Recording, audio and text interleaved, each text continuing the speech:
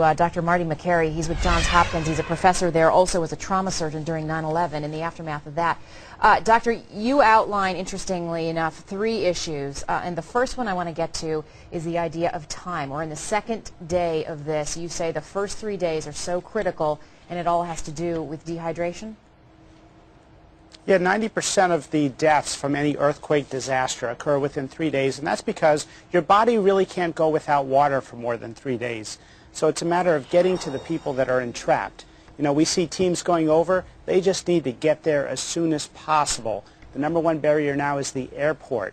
And what we're learning from Dr. McFoon, who's with Doctors Without Borders, is that the 3 largest hospitals are dysfunctional.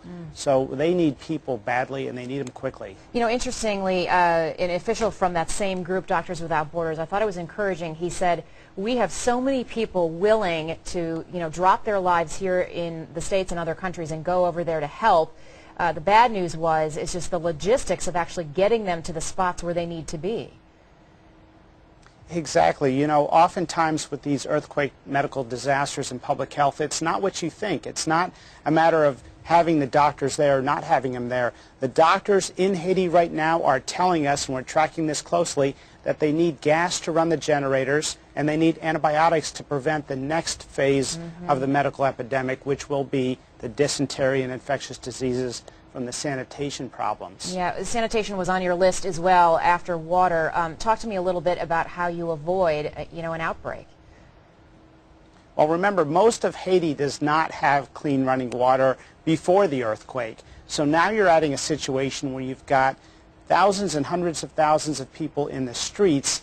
All that poor sanitation could contaminate the water supply, and what we're tracking closely is outbreaks of cholera right now, Shigella, E. coli, and remember, these infections can kill as many people as a war can kill. It wiped out almost 1/3 of the population of England at one point.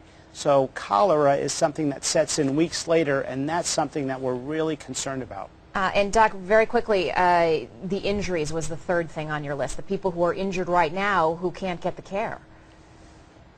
Yeah, they don't need allergists and neurologists. What they need is orthopedic surgeons.